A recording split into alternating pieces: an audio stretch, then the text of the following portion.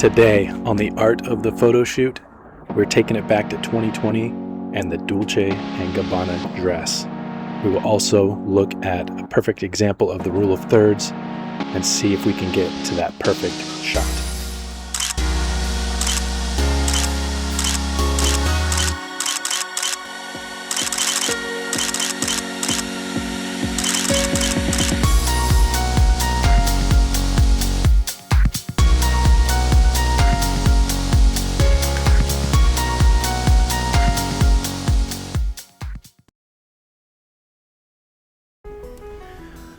All right, welcome back to the Art of the Photo Shoot. Today we're looking at a photo shoot that we did in 2020. I'm calling it the Dolce & Gabbana photo shoot. These Dolce dresses can go for thousands of dollars, but this one we got, I think it was on eBay or something like that. It worked out perfectly for this photo shoot and it looks beautiful on my wife, Natalie. Let me give you some background on this particular photo shoot. We found the right spot, and the right spot in this case was a local university. Had a lot of architecture and other interesting elements that kind of gave it a feel of, you know, maybe something Italian architecture, Spanish architecture, because Dolce & Gabbana obviously is an Italian company.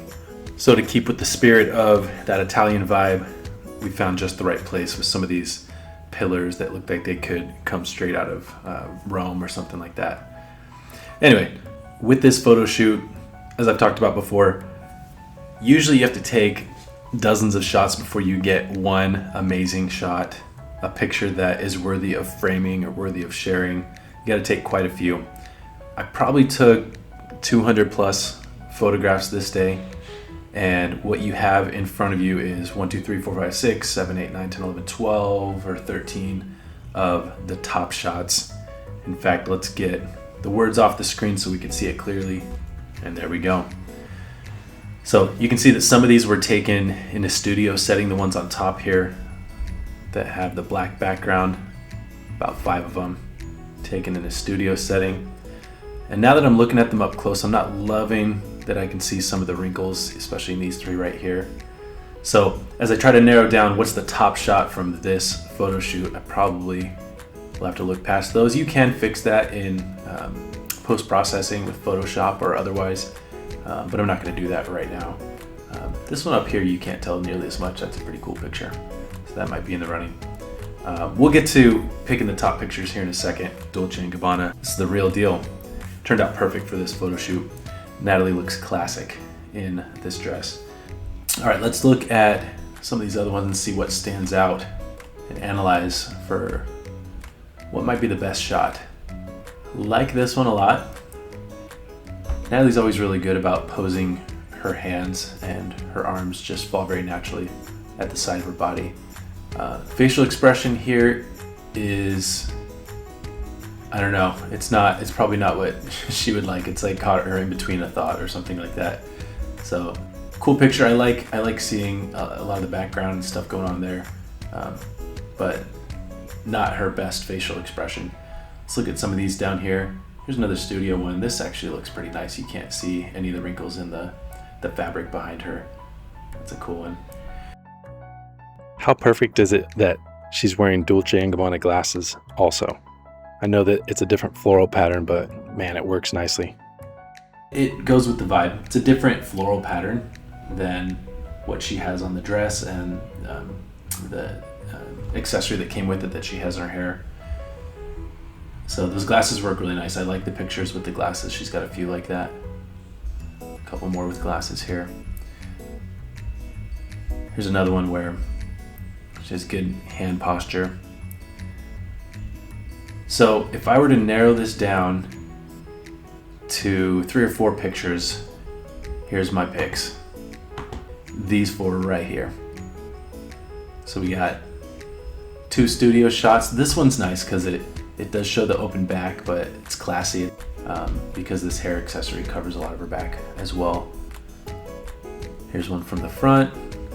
Again, I'm not loving the wrinkles here, so I might have to eliminate this one next. And then these are 2 of my favorites from outside.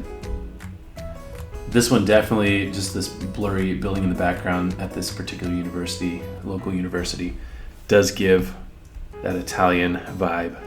So this one works really well. And for the same reason, this more close-up picture does the same thing. Just concrete here, but it matches the theme pretty well.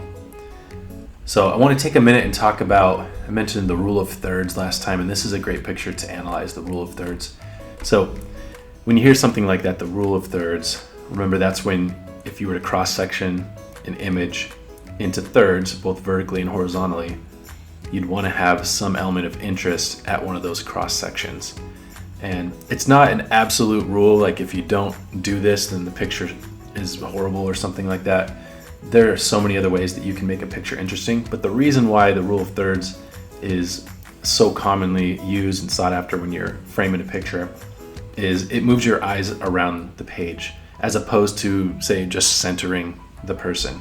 That can also work too. So this one, Natalie is very much centered, although her face is about on the 1/3 level at the top here. It's just not to the side, but she's centered. So this works too because it still brings your eyes around the page, and you look at what's in the background, you look at the flow of her dress all the way till it goes off the page on the bottom.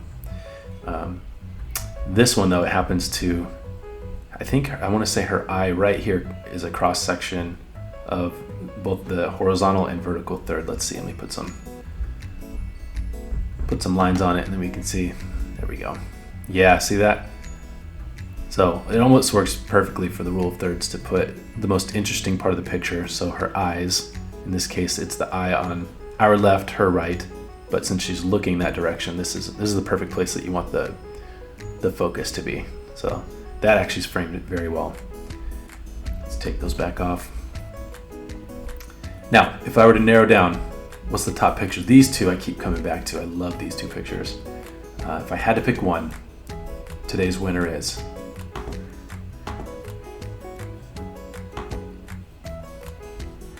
right there.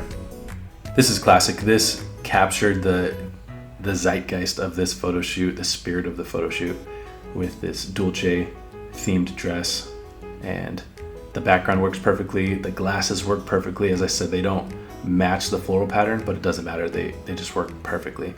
The picture was taken with her face in focus, so the photograph hit like that perfectly.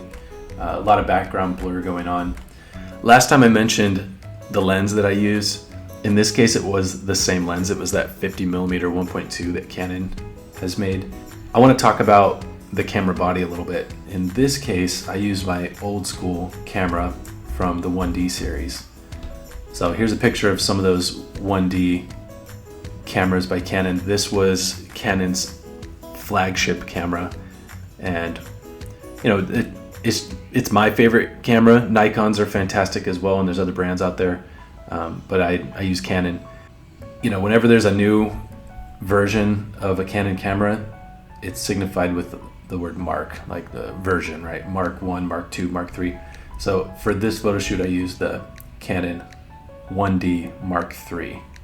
In the foreground here is the newer, or newest, I guess, because they've moved over to mirrorless camera bodies. But for these mirrored camera bodies, this was the top of the line one, the 1DX.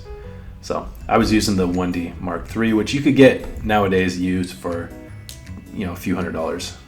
Fantastic camera. So that's what we used to come up with these pictures right here. And here's the winning picture. This is the shot of the day, in my opinion. Classic.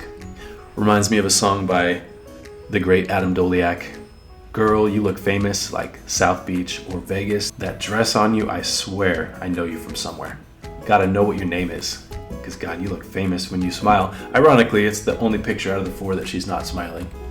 All right, look at the other 4 right there. She's got a little smile on all the pictures, but this one is classic. There's your winner for today. Hope you enjoyed this. Hope you learned something about going out and doing a photo shoot.